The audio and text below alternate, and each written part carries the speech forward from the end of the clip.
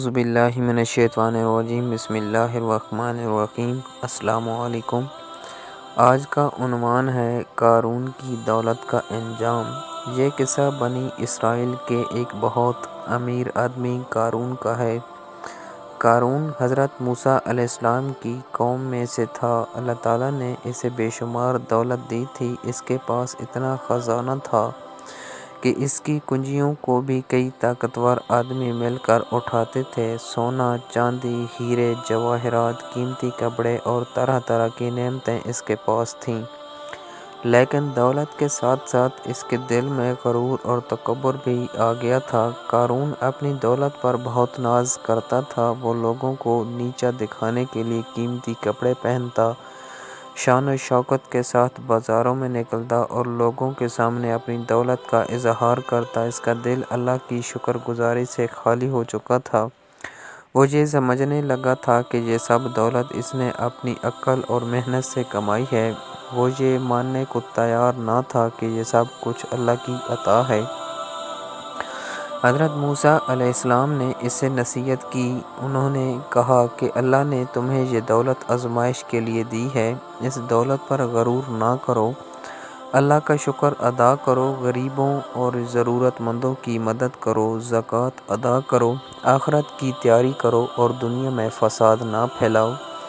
لیکن قارون نے حضرت موسیٰ علیہ السلام کی بات ماننے سے انکار کر دیا۔ اس نے کہا کہ یہ سب مال مجھے میرے علم کی وجہ سے ملا ہے۔ اس نے اللہ کے حکم کو نظر انداز کیا اور لوگوں پر ظلم کرنے لگا۔ لوگوں میں دو قسم کے خیالات پیدا ہو گئے۔ کچھ لوگ قارون کی دولت دیکھ کر کہتے تھے کہ کاش ہمیں بھی ایسی دولت مل جاتی، ہمیں بھی دنیا کی شان و شوکت نصیب ہوتی۔ وہ لوگ دنیا کی چمک دمک میں کھو گئے تھے۔ لیکن کچھ سمجھدار لوگ کہتے تھے کہ افسوس ہے تم پر، اللہ کا اجر بہتر ہے اس کے لیے جو ایمان لائے اور نیک عمل کرے۔ اصل کامیابی دولت میں نہیں بلکہ ایمان اور اچھے عمل میں ہے۔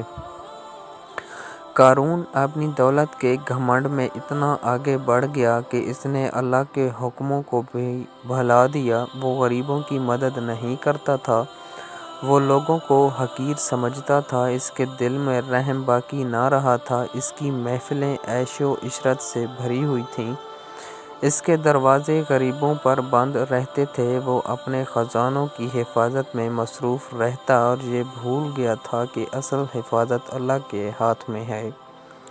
ایک دن اللہ تعالیٰ کا فیصلہ آیا۔ زمین کو حکم ہوا کہ قارون کو اس کے گھر اور خزانوں سمیت نگل لے۔ اچانک زمین پھٹنے لگی، لوگ حیران رہ گئے۔ قارون اپنے محل میں تھا، اس کی دولت، اس کے خزانے، اس کی شان و شوکت، سب کچھ زمین میں دھنسنے لگا۔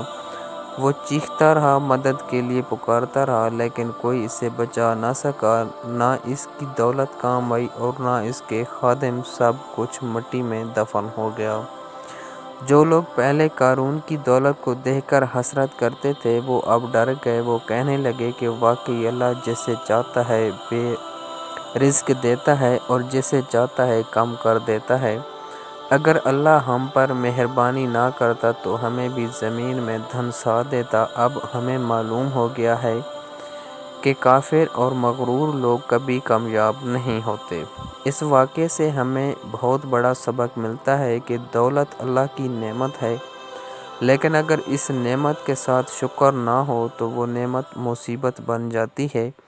جو انسان اپنی دولت پر غرور کرتا ہے اللہ اسے ذلیل کر دیتا ہے۔ جو اللہ کا شکر ادا کرتا ہے اللہ اس کی راہ میں خرچ کرتا ہے، اللہ اس سے اور زیادہ نوازتا ہے۔ قرآن کی کہانی ہمیں یہ سکھاتی ہے کہ دنیا کی دولت ہمیشہ کے لیے نہیں ہوتی۔ آج جو امیر ہے کل فقیر ہو سکتا ہے، آج جو محل میں رہتا ہے کل مٹی میں سو سکتا ہے۔ اصل دولت ایمان ہے، اچھا اخلاق ہے اور نیک عمل ہے۔ جو شخص اللہ کو بھول کر اپنی دولت پر فخر کرتا ہے وہ انجام کار رسوا ہوتا ہے۔ ہمیں چاہیے کہ اپنی زندگی میں عاجزی اختیار کریں۔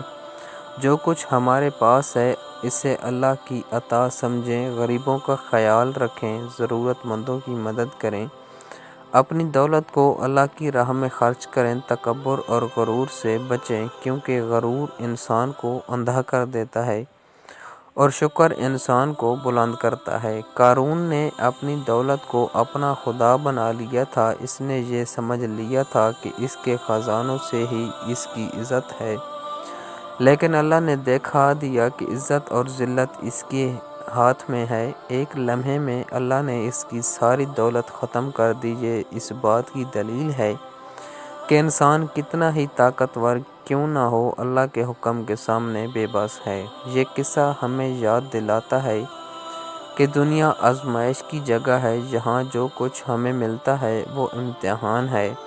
اگر دولت ملے تو شکر کا امتحان ہوتا ہے، اگر تنگی ہو تو صبر کا امتحان ہوتا ہے۔ کامیاب وہی ہے جو ہر حال میں اللہ کے حکم پر چلے۔ ہمیں چاہیے کہ قارون کے انجام سے سبق حاصل کریں، اپنی زندگی میں غرور نہ آنے دیں، اپنے دل کو نرم رکھیں، اللہ کو یاد رکھیں، آخرت کو یاد رکھیں، کیونکہ اصل زندگی آخرت کی زندگی ہے۔ دنیا تو چند دن کا سفر ہے۔ جو یہاں اللہ کی نافرمانی کرے گا وہ وہاں پچھتائے گا۔ آخر میں یہی بات سمجھ آتی ہے کہ دولت اگر اللہ کی رضا کے لیے استعمال ہو تو رحمت ہے، اور اگر غرور اور ظلم کے لیے استعمال ہو تو عذاب بن جاتی ہے۔ قارون کی دولت اس کے کسی کام نہ آئی۔ اس کا انجام یہ ہوا کہ اس کا نام عبرت بن گیا۔ آج بھی جب ہم اس کا نام لیتے ہیں تو ہمیں غرور کا انجام یاد آتا ہے۔ اللہ ہمیں قارون جیسے انجام سے بچائے اور ہمیں اپنی نعمتوں کا شکر ادا کرنے والا بنائے۔ ہمیں ایسی عقل دے کہ ہم دنیا کی چمک دمک میں نہ کھو جائیں، بلکہ اپنے رب کو پہچانیں اور اس کی رضا کے راستے پر چلیں۔ آمین۔